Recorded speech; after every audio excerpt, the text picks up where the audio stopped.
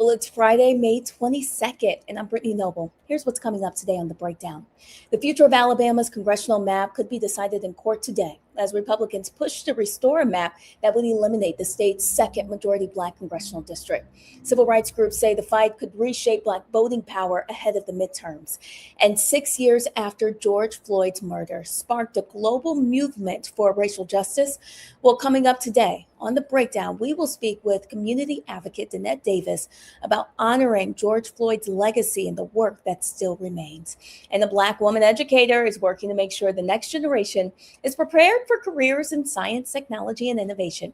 Coming up, we'll talk with Dr. Cynthia Smith, Minds of the Future Academy, about creating opportunities for young people to dream bigger and succeed in STEM-related careers. The breakdown begins right now.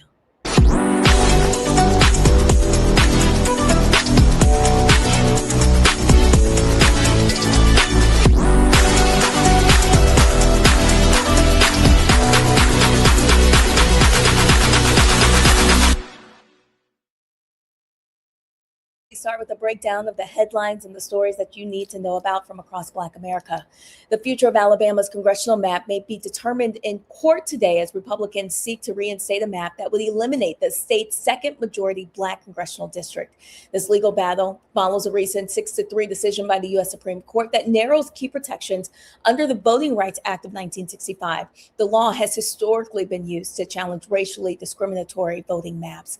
Alabama Republicans assert that the Supreme Court ruling paves the way for the implementation of the state's 2023 congressional map, which courts had previously blocked for likely discriminating against Black voters. But civil rights groups contesting the map argue that the new congressional boundaries still violate the Constitution by intentionally undermining Black voting power, particularly in light of a prior court order requiring that Alabama create a second majority Black district. So the case is currently before a 3-judge federal panel in Birmingham, and state election officials may also be called in to testify. 3 Tennessee judges will decide if state lawmakers overstepped their authority after approving a new congressional map during a special legislative session. The NAACP Tennessee State Conference and several plaintiffs, including congressional candidate Devontae Hill, sued the state after lawmakers redrew districts and eliminated Tennessee's only majority Black, majority Democratic district in Memphis. According to the lawsuit, Hill had already spent nearly $100,000 campaigning in the former District 9 before the new map shifted him into what is now District 5, just months before the election. The NAACP attorneys argue that lawmakers went beyond the governor's special session authority by repealing the law banning mid-decade redistricting and changing election rules tied to candidate deadlines and voter notifications. State attorneys argue that the changes were legal and necessary to implement the new map ahead of the 2026 election. And problems with establishing intravenous access for the lethal injection led to the postponement of the execution of a Black man in Tennessee who may be innocent. Governor Bill Lee granted a 1-year reprieve on Thursday after Tennessee officials halted the planned execution of death row inmate Tony Crothers. The Tennessee Department of Corrections reported that the execution staff was unable to establish the backup IV line required by the state's lethal injection protocol. Crothers' attorneys indicated that the officials struggled for about an hour to find a suitable vein before the execution was finally stopped. The current execution procedures adopted in 2025 mandate that execution staff insert both a primary IV catheter and then a backup IV catheter. According to the protocol, the primary IV is used to administer the lethal injection chemicals, while the backup is reserved in case the first one fails. Additionally, the protocol specifies that any failure of the IV line must be promptly reported to the commissioner. 57-year-old Crothers was scheduled to be executed on Thursday morning for the 1994 kidnappings and murders of Marcellus Anderson, Delois Anderson, and Frederick Tucker in Memphis. His conviction was primarily based on witness testimony claiming he confessed to the crimes, but court records revealed there was no physical evidence directly linking him to the murders. A 7-year-old girl has died after police reported that she was tortured to death by 3 generations of white women in Long Island home. The Suffolk County District Attorney's Office indicated that they indicted 50-year-old Emily Kelly and her 70-year-old mother, Barbara Renner, and her 24-year-old daughter, Alyssa Seymour, with the death of Jordan Duncan. According to the reports, Jordan was placed in the care of her father's fiance in December of 2024. The fiance gained full custody and guardianship in April 2025 after the child's mother lost custody. That's because the father is incarcerated. Police state that Jordan was terrorized by all three women in the home between January and June of 2025, during which time she missed 40 days of school. And in late December of 2025, Kelly called 911 to report that Jordan was in cardiac arrest. When paramedics arrived, the child was unconscious and later died at the hospitals.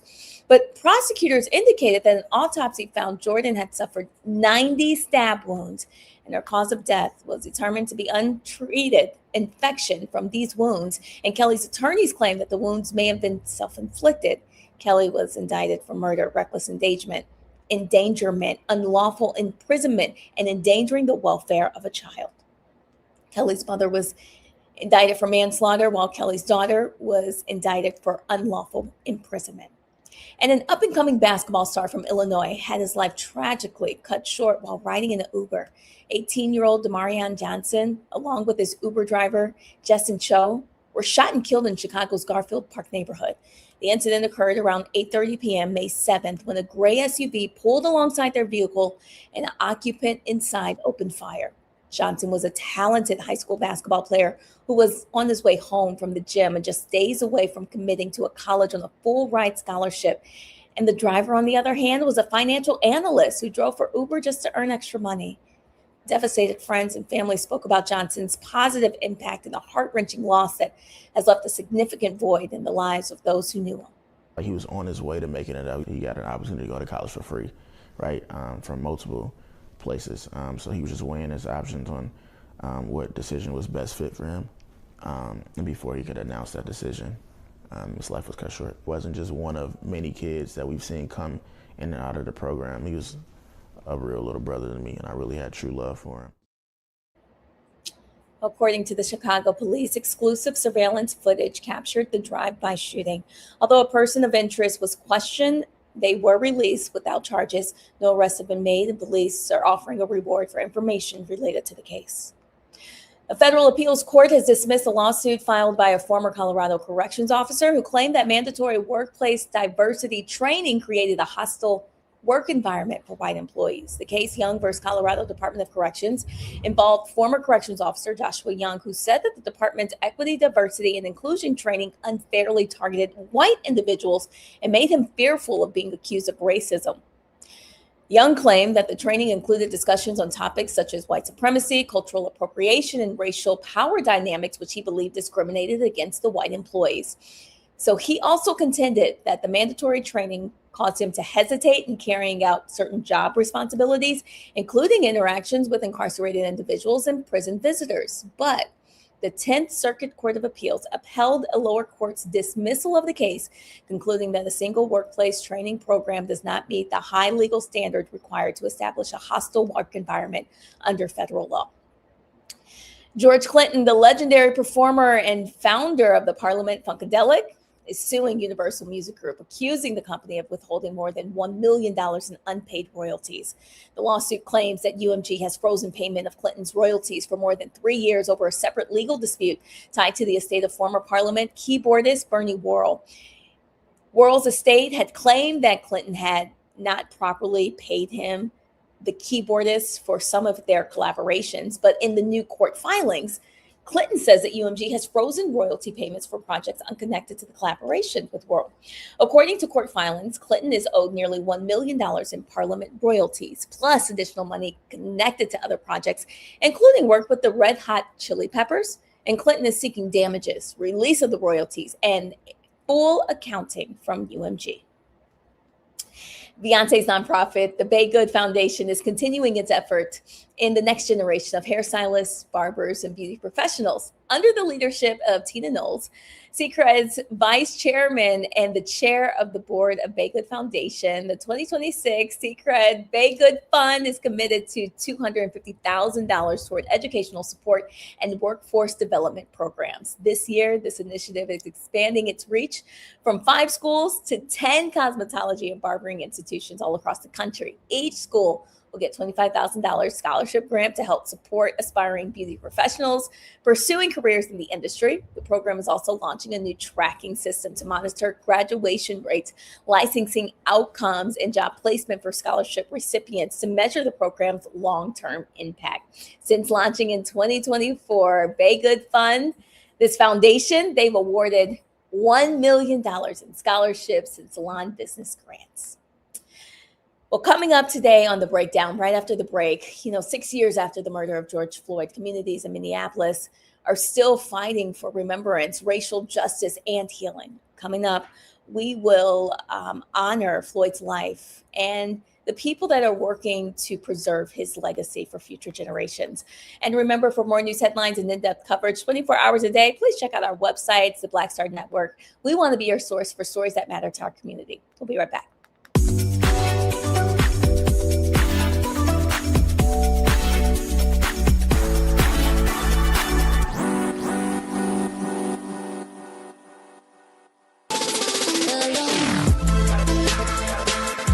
Hey y'all, welcome to The Other Side of Change, only on the Black Star Network and hosted by myself, Rhea Baker, and my good sis, Jamira Burley. We are just two millennial women tackling everything at the intersection of politics, gender, and pop culture. And we don't just settle for commentary. This is about solution-driven dialogue to get us to the world as it could be and not just as it is. Watch us on the Black Star Network, so tune in to The Other Side of Change.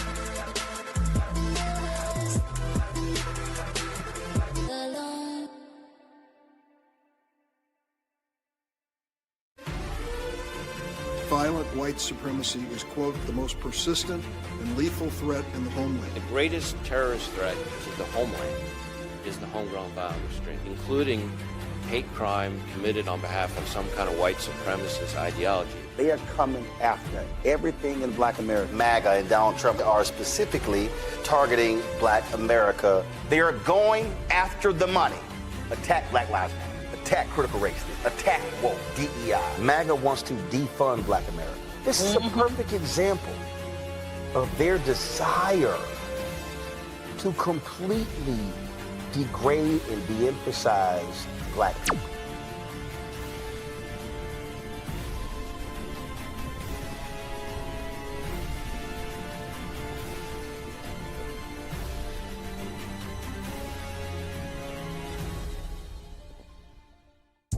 Hi, I'm Swain Cash, Basketball Hall of Famer, and you're watching Black Star Network.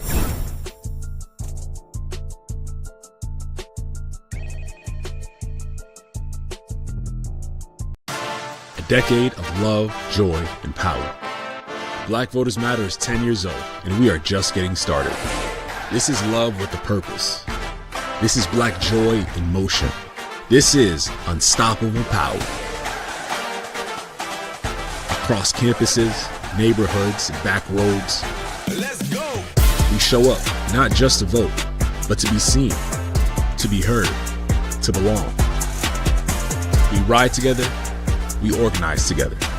We remind each other that our voices matter, because they always have. Black Voters Matter is about more than ballots. It's about housing and healthcare, clean water and living wages, education, reproductive freedom, and dignity. It's about turning pain into action, turning belief into movement, turning community into power. We don't wait to be invited. We bring the energy. We bring the love. We bring the people. Because when Black communities come together, we don't just survive, we thrive. This is how change happens. This is how history moves. We organize, we build, we win. They've been trying to erase Black political power since Reconstruction. Now the Supreme Court is helping them finish the job. First came Shelby County versus Holder in 2013, the ruling that gutted the Voting Rights Act. Then came Brnovich in 2021, another ruling, another piece torn away. Now comes Calais, the case civil rights leaders warned could cripple the last major federal protection against racial vote dilution. And within days, Tennessee eliminated its only majority Black congressional district. Louisiana, South Carolina, Alabama. The same strategy is spreading across the South. The old Jim Crow used poll taxes and literacy tests. The new Jim Crow uses gerrymandered maps, voter roll purges, polling place closures, and court rulings that make black communities politically invisible. 1965 was Freedom Summer. This is Freedom Summer 2.0, because they are still trying to erase black political power, and we will not bow.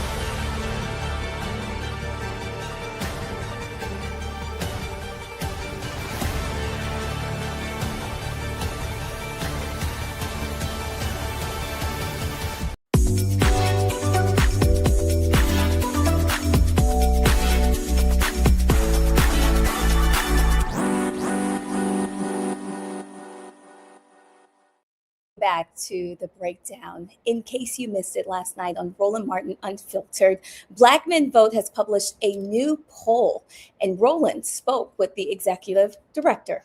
Take a look.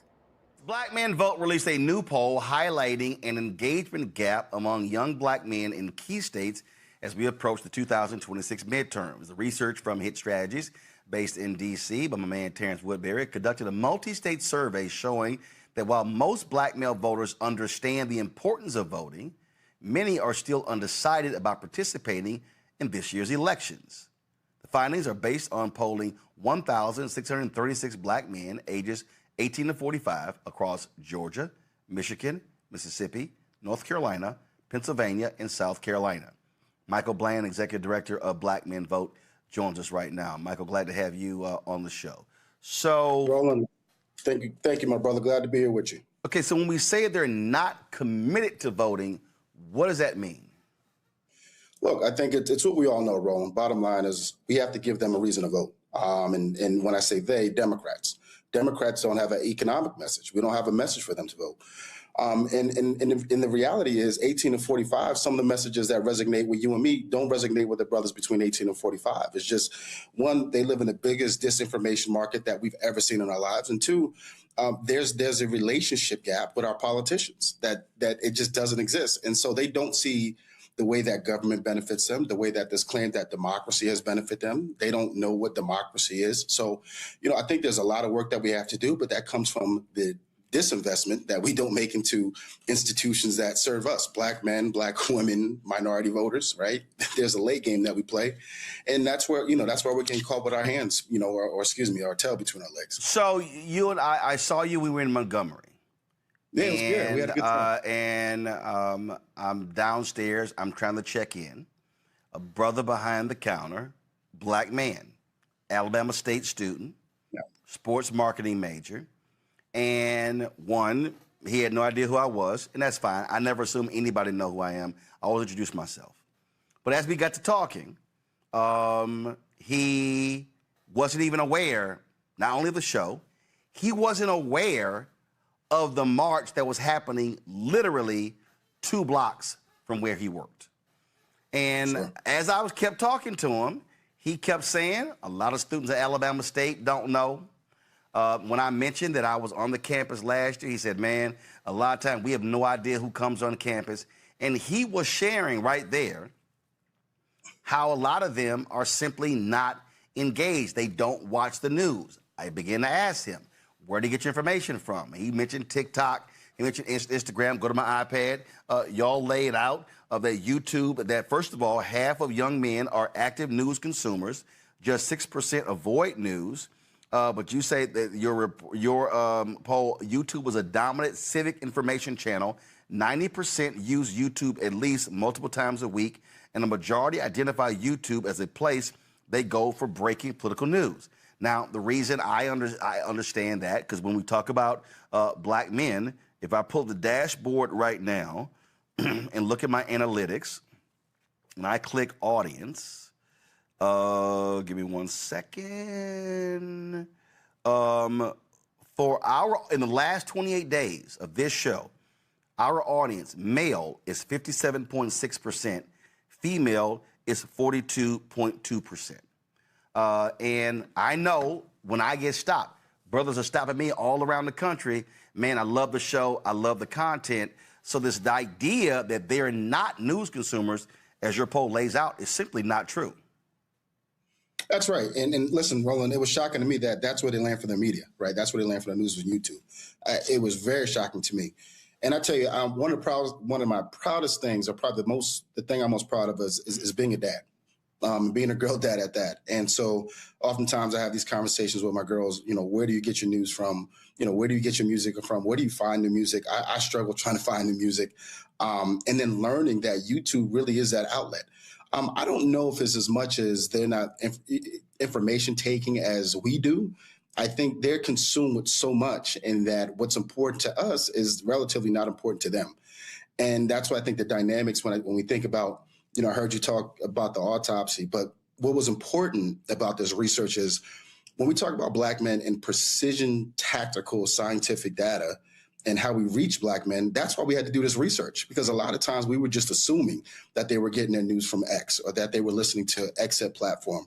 And so I'm happy that, happy to work with Terrence Woodbury and his phenomenal team at Hit Strategies. But more importantly, I thought it was, really advantageous for me as the executive director to say, hey, let's really, unlock this thing with a scalpel and find out where our brothers are getting that information from. And moreover, that media market, the last persuadable base that's left in this country, which is 18 to 45-year-old Black men. Where are they getting their news from? Because we also know they are the biggest consumers of disinformation. So there's a lot of work we got to do, and there was a lot of work in trying to unlock that.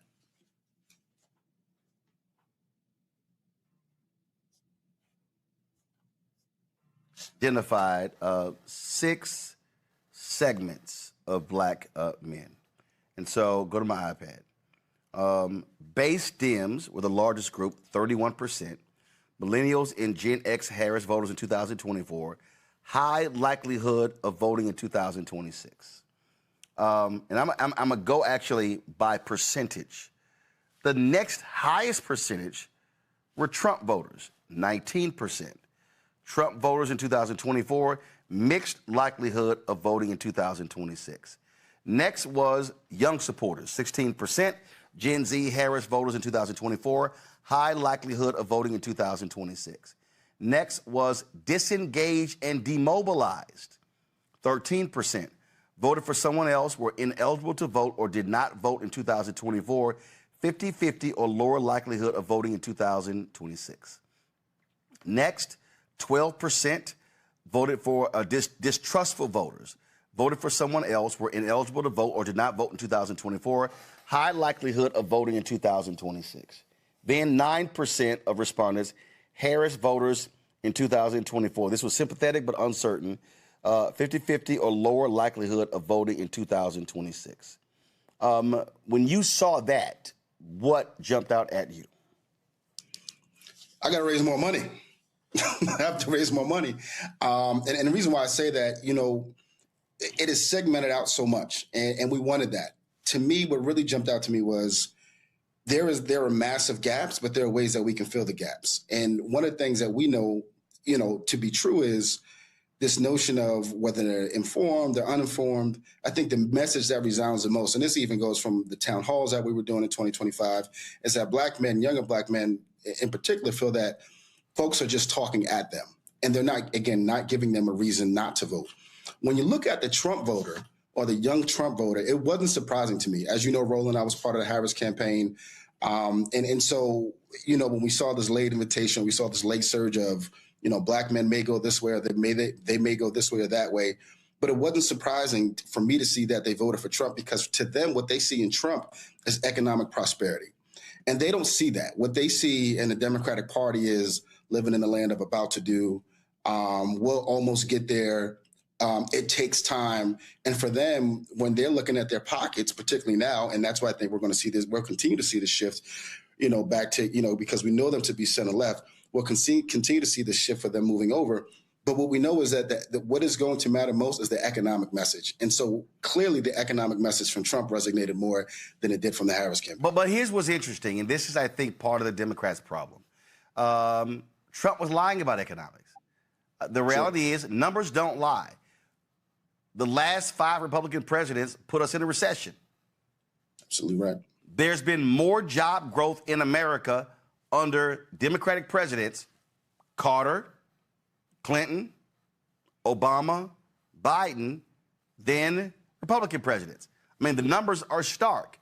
But Republicans have successfully created the illusion that they are fantastic for the economy. And I think that's because what Republicans do, they tout tax cuts for corporations and businesses as economic progress, when we know that only impacts the top 1%.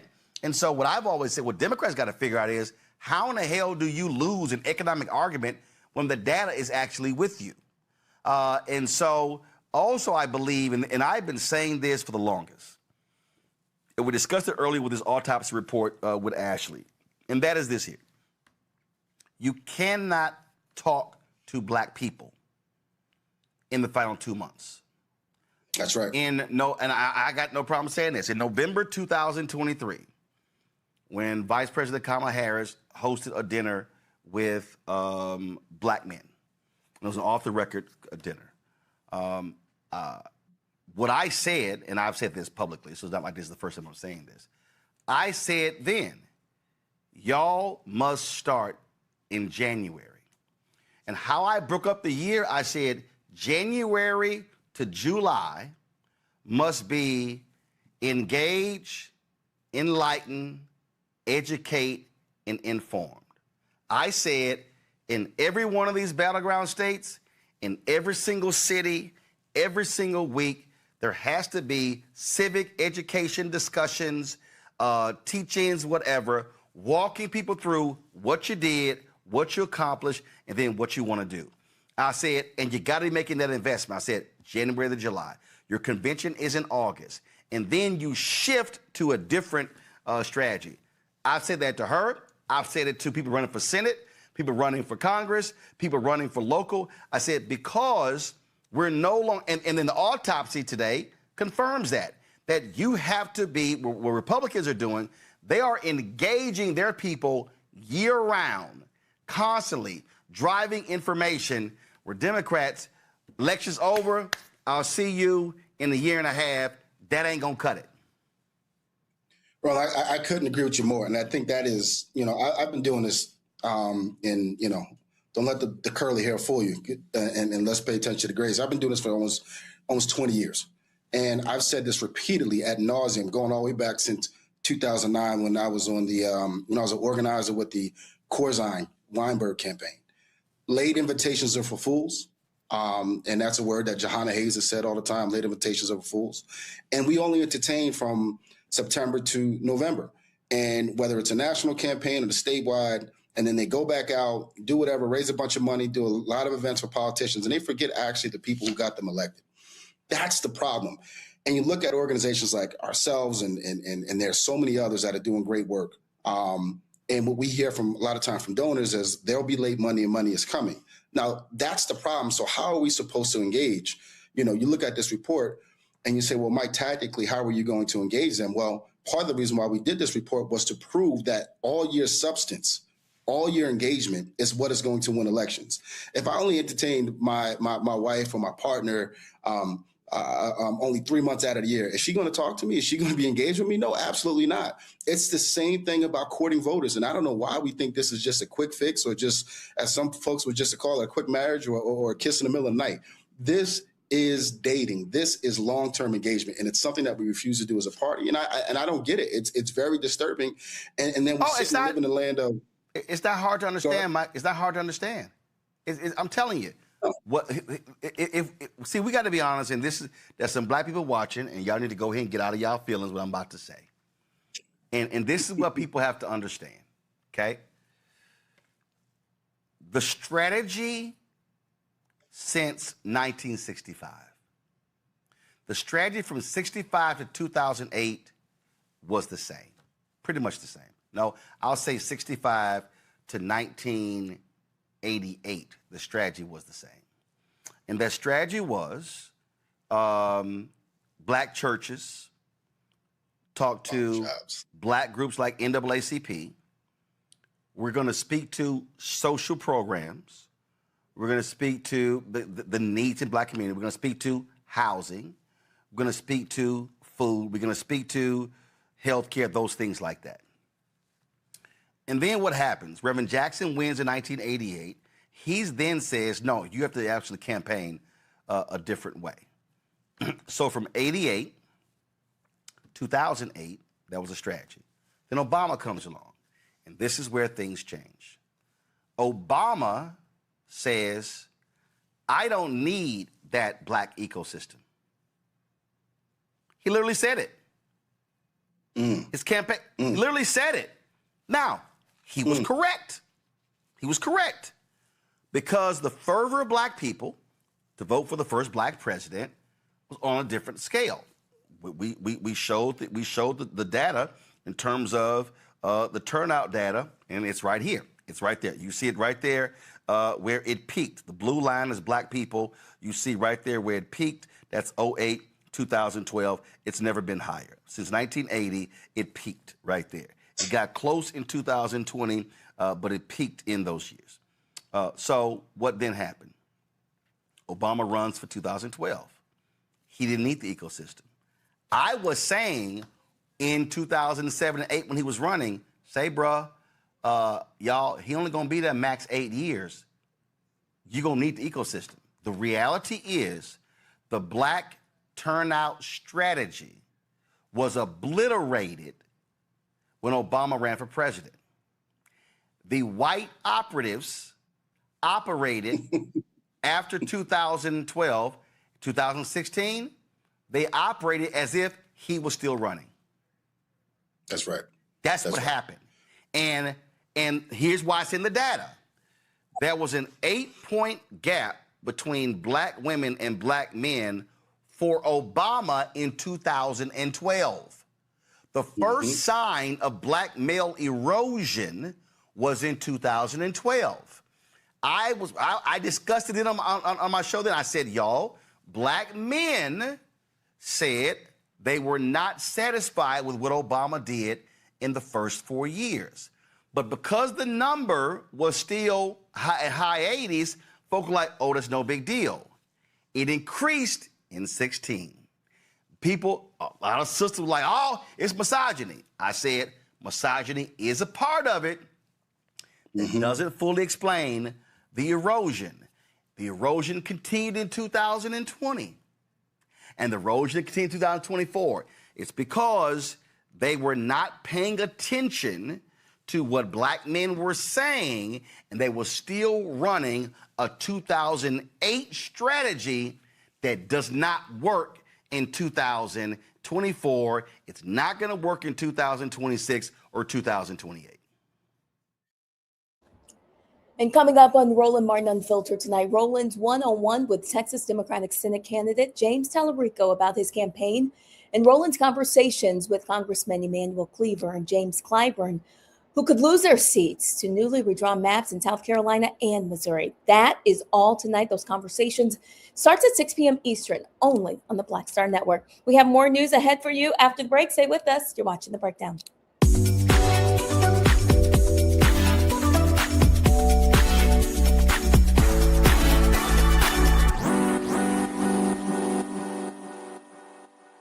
They said the quiet part out loud. Black votes are a threat, so they erased them. After the Supreme Court gutted the Voting Rights Act in 2013, Republican legislatures moved fast. New voter ID laws, polling place shutdowns, purges of black voters from the rolls. Trump's Justice Department didn't stop it, they joined in. In 2018, his DOJ backed Ohio's voter purge system, a scheme that disproportionately erased black voters. Their goal, erase black votes and political power. Yeah, that happened. These are the kinds of stories that we cover every day on Roland Martin Unfiltered. Subscribe on YouTube and download the Black Star Network app. Support fact-based independent journalism that centers African Americans and the issues that matter to our community.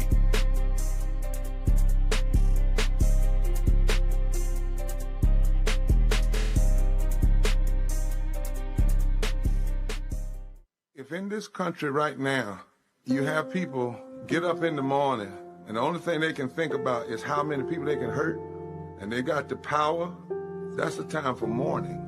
For better or worse, what makes America special, it's that legal system that's supposed to protect minorities from the tyranny of the majority. We are at a point of a moral emergency. We must raise a voice of outrage. We must raise a voice of compassion. And we must raise a voice of unity. We are not in a crisis of party versus party. We are in a crisis of civilization, a human rights crisis, and a crisis of democracy itself. And guess what? You've been chosen to make sure that those that would destroy, those that would hate, don't have the final say, and they don't ultimately win.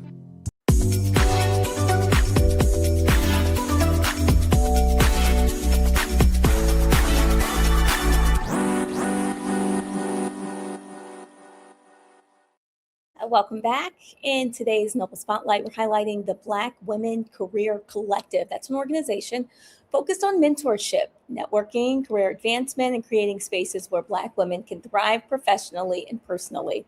Black women continue to lead in entrepreneurship, education, business, and leadership while also navigating workplace bias, pay inequities, and burnout at disproportionate rates. But the Black Women Center Career Collective is working to change that by building community, creating opportunity, and helping Black women grow across all industries. Joining us now is Dr. Kimmery Dupree, founder and CEO of the Black Women Career Collective. Thank you so much for joining us today. Thank you so much for having me, Brittany. Welcome. Tell us, for viewers hearing about the Black Women Career Collective for the very first time, talk to us about your mission. Absolutely. So I know all too well the struggles and sacrifices that many of us as Black women have made in order to climb the executive ranks. With over 20 years of consulting experience I have in working with Fortune 500 companies worldwide and being a senior leader at one of the nation's largest consulting firms, I didn't always have the help necessary to really help me break through the glass ceiling that was there in corporate America, which is why I founded Black Women's Career Collective. And it is really to help other ambitious Black women get the necessary help that we need to cut through a lot of the red tape, a lot of the bureaucracy that exists, so that we can get what we deserve in the workforce as far as our pay, our promotion, and being able to pivot if we're not necessarily getting what we need at our current company. Oh, that's good. So tell us, what do you actually offer these female professionals? Absolutely. So a lot of what we offer the female professionals is the ability to have community, which is that safe space that is so necessary, because for many of us, we operate in places in the workplace where we are the only, and that can be exhausting. That can be very taxing. So we really offer that community and career locale where we can come together and network. We also offer a lot of tools, knowledge, and resources that help us learn how to navigate fair pay in corporate America. Many of us do not realize and understand that Black women are getting paid 66 cents on the dollar compared to our non-Hispanic white counterparts. And there's even a holiday called Equal Pay Day that really looks at the disparity between what Black women are getting paid compared to their white non-Hispanic counterparts. So we offer information around negotiation strategies, understanding the market and your role and what you should be getting paid in salary and total compensation, helping you understand how to get promoted. Many of us suffer from just thinking doing good work is enough. That's not enough. I know we were told you got to work twice as hard, but visibility is a big part of being able to network your way up to that promotion in corporate America. And then oftentimes we don't have the tools and the strategy to really pivot. And many of us just sit in the seat of waiting for things to change at our particular companies and scared to even think about looking elsewhere. And so we really help with a career strategy to pivot that will de-risk what a pivot looks like and help you be successful in achieving a better position, a better company, a better industry alignment that will suit your future needs. Can you tell us a little bit more about what a successful pivot would look like? Absolutely. So for many women, if you have been waiting for the promotion, you've been doing all the right things, a lot of the reviews that you've been getting are telling you that you're checking all the boxes, but year after year, you're getting passed over. Year after year, you're looking and you're watching the person to the right and the person to the left bypass you.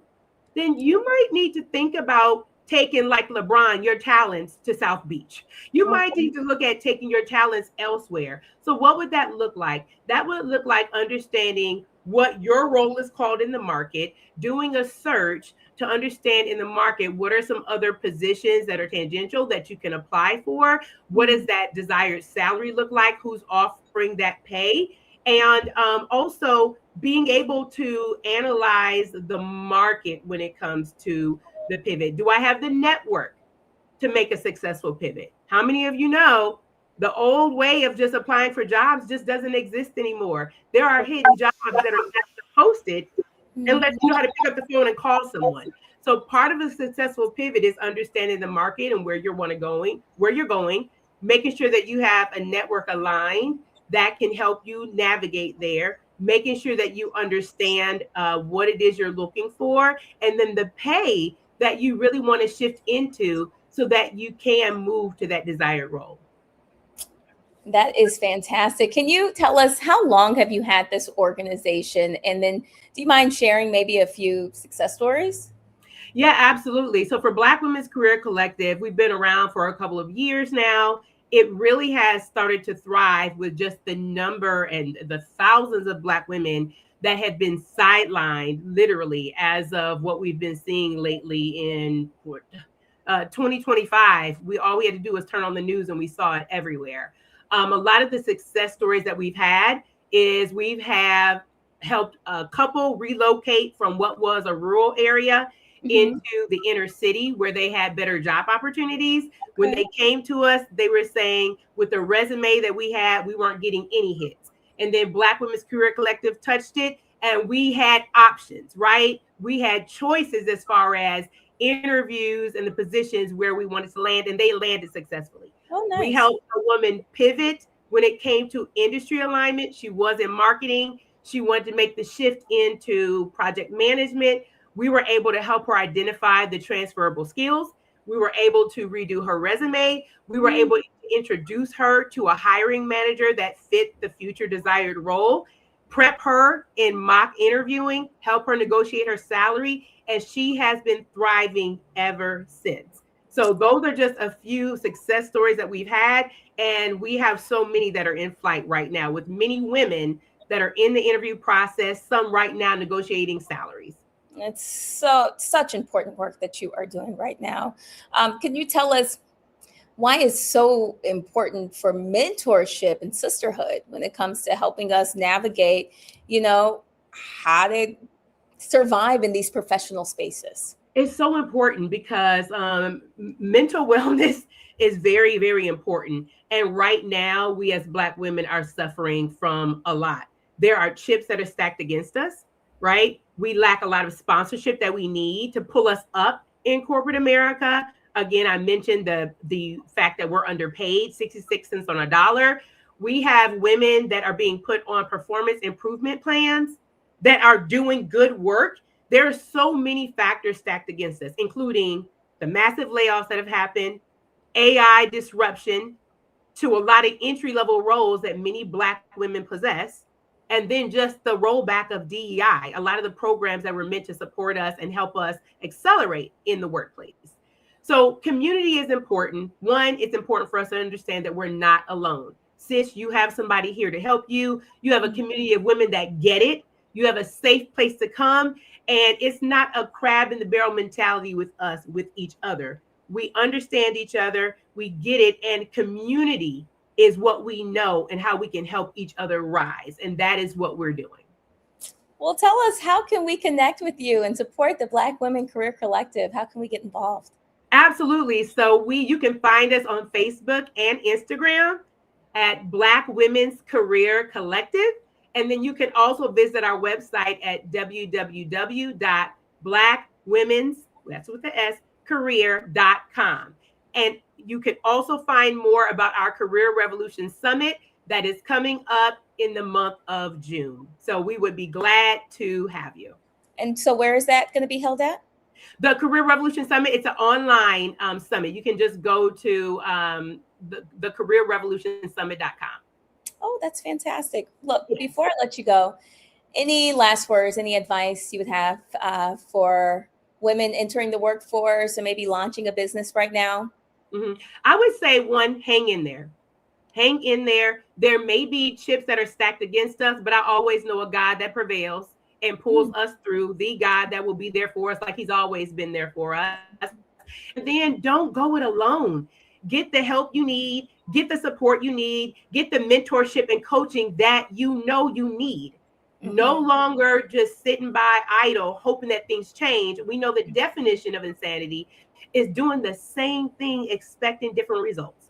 Black women this year, get the help that you need, get the community support that you need. We want to see you at Black Women's Career Collective. Dr. Kimberly Dupree, thank you so much for joining us, for the work that you're doing in our community. We appreciate you. Absolutely. Thank you for having me. You're welcome. All right, we still have news on the other side of the break. Did you know today marks 6 years since the death of George Floyd? We'll tell you about some of the work that's happening to honor his legacy. Stay with us.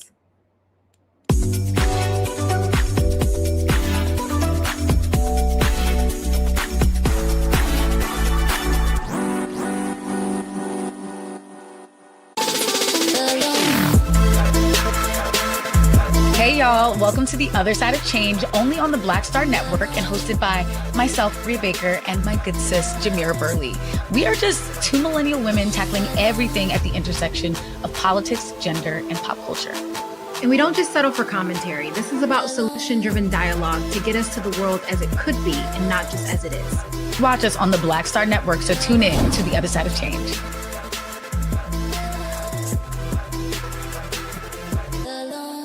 Black Star Network is here.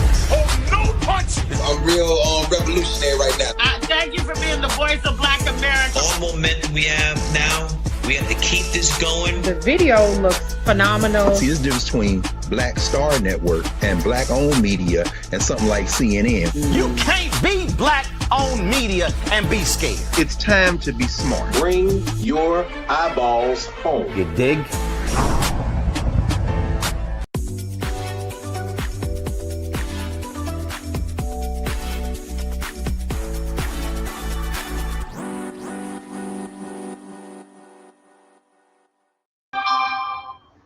It needs to stop doing that. Well, welcome back to The Breakdown. We appreciate you so much for joining us for this really important conversation that we are about to have, because Monday marks 6 years since the murder of George Floyd, a tragedy that sparked global protests, renewed demands for police accountability, and forced America to confront long overdue conversations about race and justice. Communities all across the country will gather to remember George Floyd's life, honor the movement that followed, and reflect on the work that still remains. One of the organizations helping lead those efforts is Rise and Remember, formerly known as the George Floyd Global Memorial. The organization was co-founded by activists and Floyd's family members to preserve memorial items left at George Floyd Square and continue education and advocacy efforts tied to Floyd's legacy. And this year's events include remembrance gatherings, performances, conversations around racial equity, and the Rise and Remember Festival, honoring victims of police violence and community leaders working toward justice. Joining us now to talk more about this is Danette Davis, CEO of K. Davis Associates, community advocate and philanthropist. Danette, thank you so much for joining us today on The Breakdown. So I want to make sure that we all can hear you. Listen, it's been 6 years since George Floyd's murder. Are there any emotions that come up for you? Yeah, it's been 6 years. Last year was year 5, and we did what you call the Movement Festival. Mm-hmm. Last year we did 4 days with different things going on every day. From concerts to forums, where we had, and the representatives from Black Lives Matter, from the foundations. We had, church. We did a balloon release and all those things.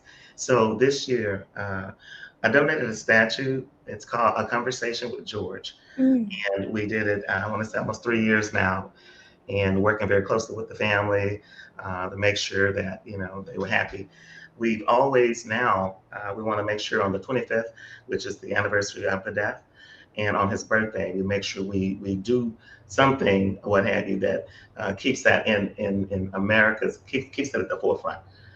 We say we'll never forget, because after his death, the world came together, like for a few minutes, you know, and we saw us in our best version, I guess. And so one of the things we do, since that statue sits there in bronze, is remind, especially Houston community and others, that we're not there yet, you know. So, but we want to not make it just bitter and just constantly complaining. We want it to be a celebration, so that it becomes a part of what we do as a part of going forward. On Memorial Day, you know, it's so weird, you know, that it happened on Memorial Day, but it allows us to mix the memorial of others, you know, veterans alike. But to do it, it almost now seems like the perfect time for us to raise the awareness. So working with the county, we're there in the building, the community building, and at the statue. You know, we'll do the balloon release there, and we'll have some local politicians and the community, family will be there. And then we always have to have the report card. You know, that's when we talk about where are we now? Have we done anything beyond talk? You know, we got that policing act maybe out of the House, but it certainly never got passed. The county did a pardon when we found out some things about early things happened in his life, but the state, you know, never finished their part. You know, so it's important that we still talk about the report card because there's so many things now going on in the United States, referencing, you know, improvement, places where improvement is just needed. And so it just becomes a place where we can, you know, start with that, because I don't think we've solved the problem of police brutality and some things that are happening that because of his death became, you know, a big deal. And we were all aware and we were ready to do all these wonderful things. And somewhere down the line, you know, it kind of stalled, but we're still here. And we want, you know, the world to know we're still here. And because he was from here, it matters even more. And we want this community to lead in those conversations. And tell us a little bit more about some of those things that are coming up on the report card. What should we be aware of right now? What do we need to work on?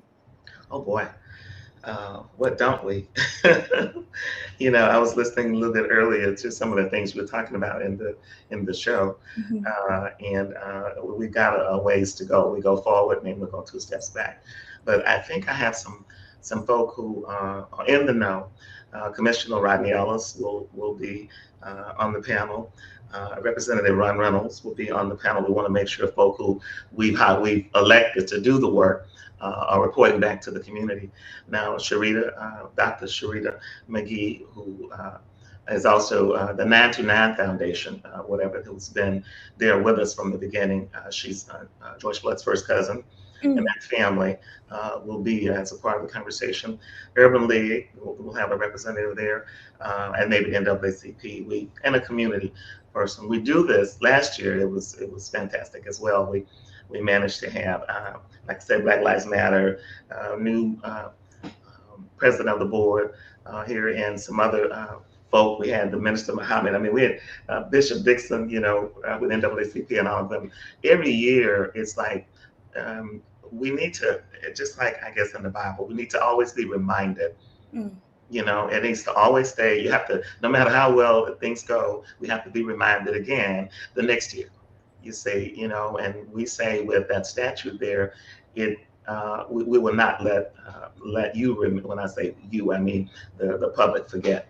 So when we talk about that report card, those are the kind of things we expect that they'll come back, and then having supposedly fingers on the pulse, they should tell us now what should we be worried about? What should we as a community, other than voting, That's something I think it will come up time and time again, because I think what happens is, what I've learned, because I have a podcast called Trending Tuesdays, and so we've got in Texas down here in Houston, we've got a lot of runoffs and things that are going on. So we've had a lot of, elected officials vote running, runoffs and things like that. We've had some first, because we think it's interesting, and with all of the things that are going on, in Houston, they've got, first Black mayor in Pearland, Texas, and you got some folks. So we're telling people at the local level to push and vote and understand that these all of these long sentences you find when you're saying, well, do you approve of this? And you got to read it 3 times in order just to know what you're voting for. Those things matter.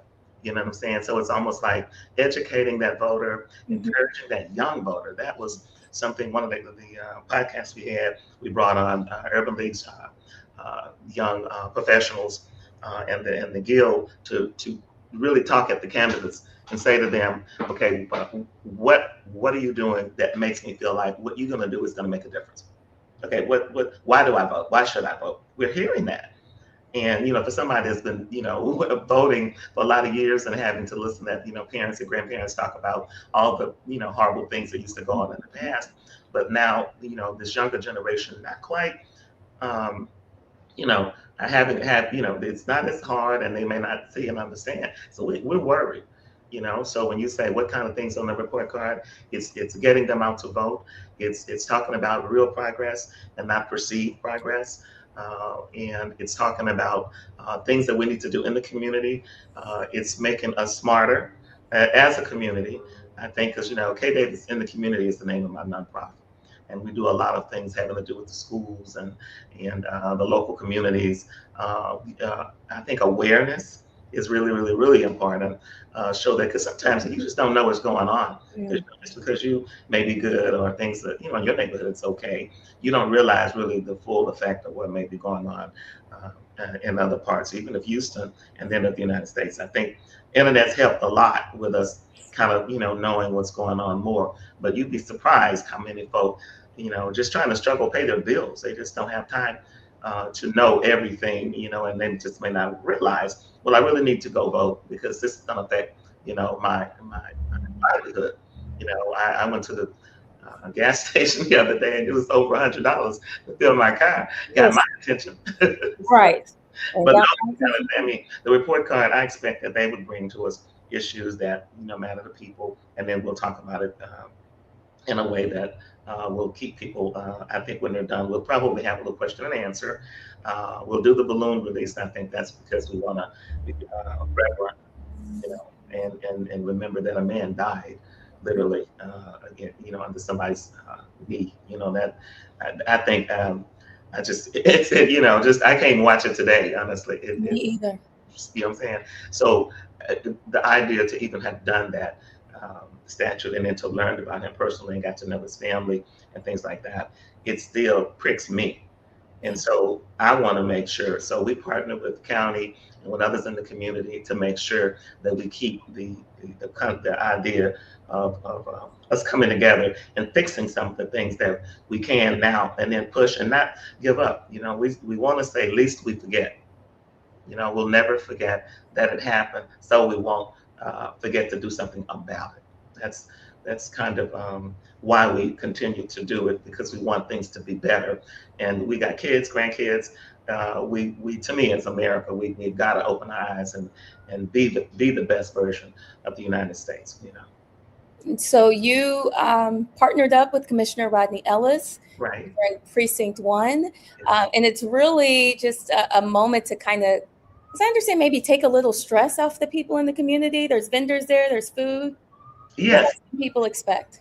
Yeah, after we do the balloon release. Now, I'm always the kind, when we get in there, we'll have probably the saxophone playing. We get them, so they enjoy. I want them to be happy and have a good day and all of that. And then we'll go out and do the balloon release, and then we'll come back, and we'll do the forum, because we want them to be informed. But we've got some local talent. Because if we say we want young folk to vote, then we need to support them and make sure they're included, in the program. So we've got a rapper, we have, and people can go to the website; those things will be up. But there's a rapper, and then there's a young woman that's doing music now. She has a dancers with her. Her name is Bostrous. Okay, Bostrous. Okay. Okay, see, all right, you know who she is, okay. And then we've got a couple of spoken words, Dr. Buki Rojabokin, who's a local comic and writer here, who, has a lot of things to inspire and make you think. And then we have another young artist we're working with who just graduated from Texas Southern University last year. Wow. He's making his debut, but we say, while that's going on, a conversation with George is the name of the piece, but the making of George is the story behind the story. And we did it while the artist was making the piece. We literally put a camera in front of her, so in real time, as she was making the mold, but we run it, it's really, and then we interviewed all the people that we could grab, his teacher when he was young, his sister, the family, his daughter. I mean, she's just so adorable, what have you, when we did. But we put all these things together. So that'll be running in one of the rooms. We'll run that where they can go and take a look for those people who haven't seen that. And then, of course, there's vendors. We have folk that have written books, people that, made some delightful food, you know what I'm saying? So we're allowing them to kind of mix and have that available for our guests. And then Jolando Johnson does this thing with his group that's called it's the Crusaders.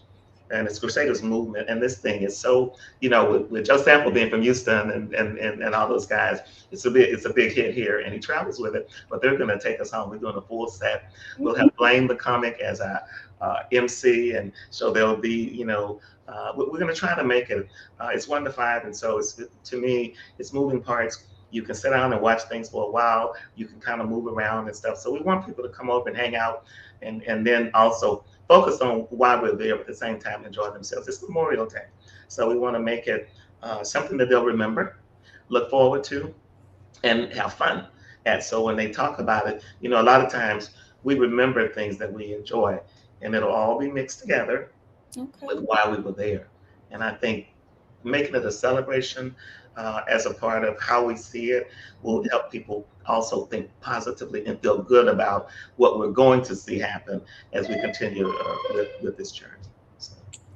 Well, Ms. Danette Davis, we can certainly feel your passion through the screen. And we just want to thank you for the work that you're doing to honor George Floyd and all of the work that you're doing in the Houston community to help our community. Thank you. Thank you. Thank you. Thank you very much. Absolutely. We'll hear from you again soon. I know it. All right, folks, thank you so much for joining us today on The Breakdown. We appreciate your time and for spending part of your Friday with us. We will have another show on Monday afternoon, 12 Eastern.